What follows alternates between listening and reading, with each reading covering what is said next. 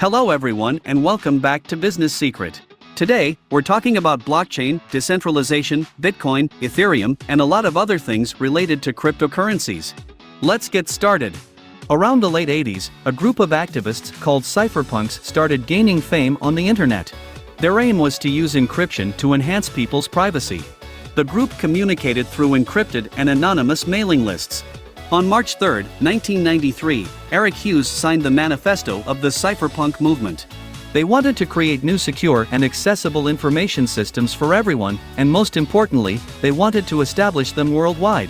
During those years, the first experiments on anonymous cryptography were born, including in the field of transactions. In this realm, the most prominent company was David Chaum's DigiCash. DigiCash was a computer company that dealt with electronic money and online payment management. It went bankrupt 10 years after its foundation. It was certainly ahead of its time. Even e-commerce hadn't fully taken off back then. This new form of payment wasn't well received, neither by the government nor by the citizens. But let's move forward. In 1998, Bernard von Nothaus created the Liberty Dollar. The Liberty Dollar was a private currency. Bernard was arrested and convicted of counterfeiting, fraud, and conspiracy. In the early 2000s, the climate didn't seem favorable for the creation of a new digital currency.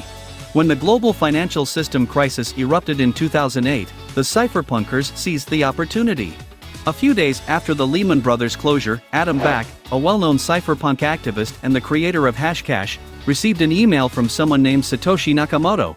This email outlined the functioning of a new system called blockchain. On October 31, 2008, the mysterious individual sent a detailed project proposal to a mailing list of cypherpunk activists, stating, "I am working on a new, completely peer-to-peer electronic cash system that doesn't require third parties to function." The email included a 9-page PDF that referenced the works of Adam Back with Hashcash and Daiwei with B-Money. This document is colloquially known as the White Paper of Bitcoin. The identity of Satoshi Nakamoto remains unknown to this day. Among the few who responded to the email at the time was Hal Finney. Hal Finney showed so much interest in the project that Satoshi Nakamoto sent him a beta software of the blockchain. On January 12, 2009, Satoshi Nakamoto sent the first 10 bitcoins to Hal Finney. The system was indeed working. In truth, there was already a prototype of a cryptocurrency circulating in the community called BitGold. BitGold had been invented by Nick Szabo in 1998 but was never completed. Szabo had worked on David Chaum's DigiCash project and had also identified its main problem, the double spending. Double spending is, in fact, one of the primary issues in many electronic payment systems. It occurs when you make a digital payment twice, either due to a system error or the intervention of a malicious actor. BitGold, on the other hand, was based on a decentralized proof-of-work system, which is the basis for the entire Bitcoin. In fact, there are many similarities between the BitGold described in the white paper and Bitcoin. However, the really interesting thing is that in the emails signed by Satoshi Nakamoto, BitGold is never mentioned, leading many to hypothesize that Szabo might be behind the mysterious Nakamoto figure. On the other hand, some argue that it could have been Hal Finney since he was the first to receive an official Bitcoin transaction. But perhaps the most likely scenario is that Nakamoto was a group of people, maybe just a marketing move to generate interest in Bitcoin. On April 26, 2015, Satoshi Nakamoto sent the last email to his team of developers, stating that he wanted to focus on other projects.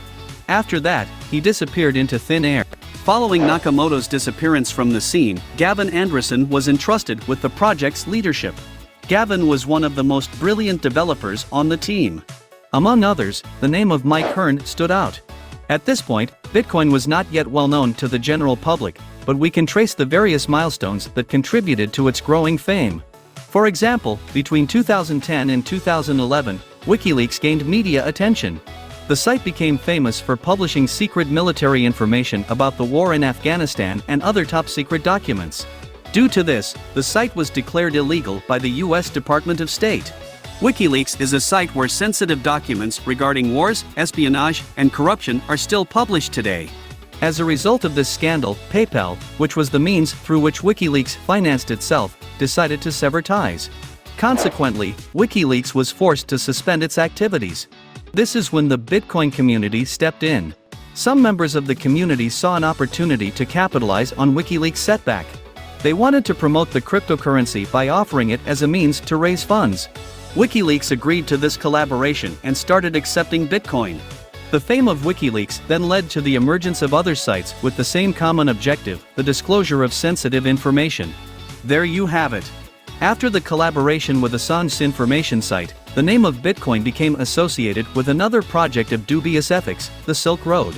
The Silk Road was a dark website that facilitated the buying and selling of narcotics and other illicit substances.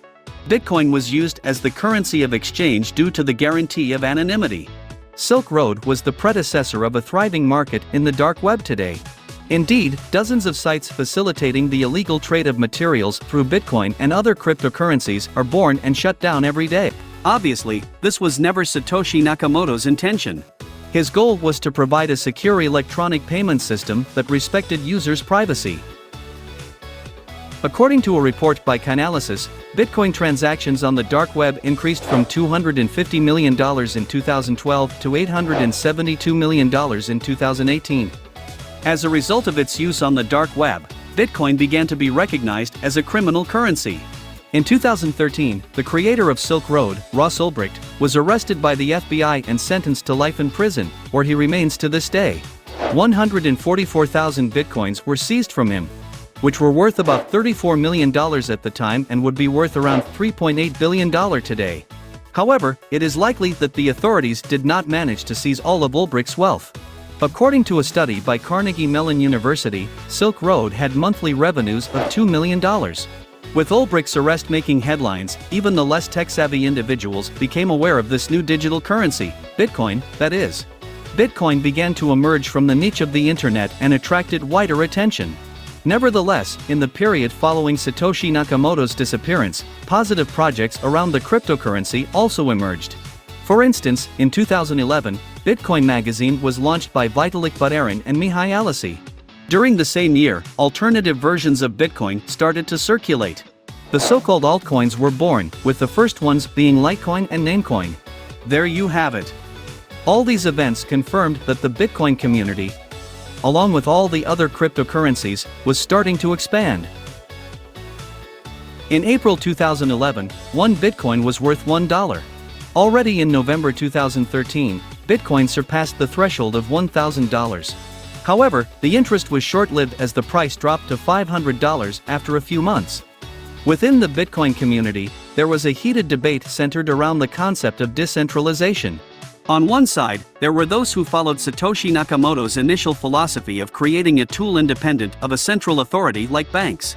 On the other side, there were increasing numbers of users pushing for a central authority of control. As mentioned before, after Nakamoto, two of the main platform developers, Gavin Andresen and Mike Hearn, took the reins of the project. The first significant hard fork of Bitcoin originated from them. When a blockchain is split into two distinct entities with different rules and names, it's called a hard fork.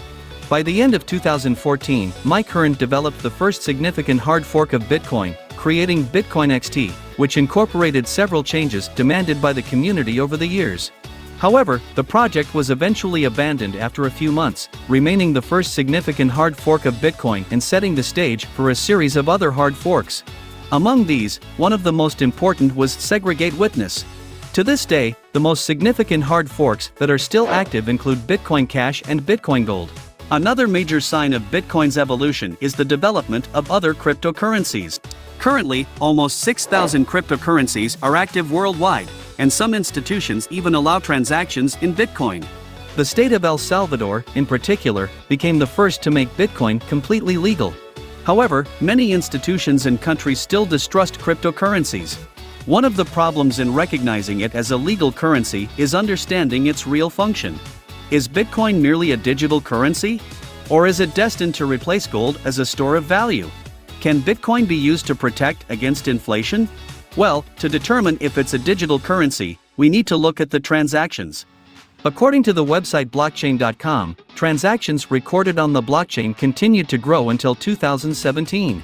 In 2017, the number of daily Bitcoin transactions exceeded 400,000. However, in general, the figure has decreased significantly. This suggests that perhaps the function of Bitcoin as a digital currency may not be as crucial as initially thought. So, is Bitcoin the new digital gold? To assess its store of value function, we need to look at the behavior of whales and dormant wallets. Whales are operators who hold significant amounts of Bitcoin, so large that they can influence Bitcoin's performance. Among them, there are 82 wallets holding over 10,000 Bitcoins.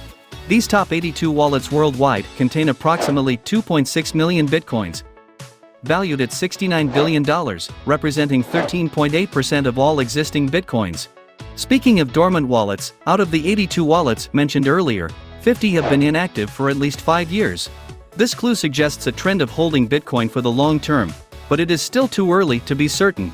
Certainly, with data in hand, despite hard forks and alleged bubbles, the price of Bitcoin has skyrocketed. We all remember the significant surge in Bitcoin's price in 2017. There is no single cause for such phenomena. Bitcoin was the talk of the town, and we witnessed the typical market frenzy when a lot of capital enters the scene rapidly. Additionally, ICOs, initial coin offerings, also flourished during that period, funded through so-called tokens. However, many of these projects turned out to be outright scams. In any case, these moments passed quickly, and the price levels soon returned much lower. In 2017, we saw Bitcoin approaching $20,000, only to crash and drop to $3,000 by the end of 2018. Subsequently, Bitcoin began to rise again, surpassing $60,000 on April 21, 2021. As of September 2021, the value of Bitcoin fluctuates around $40,000. However, today, in the summer of 2023, it is worth $26,000. At this point, we can only wonder whether Bitcoin will become the digital currency of the future or be forgotten. Let's leave it to the future to decide Bitcoin's fate. We won't take sides. Tell us your thoughts in the comments below. In any case, for now, we bid you farewell and see you in the next video. Goodbye.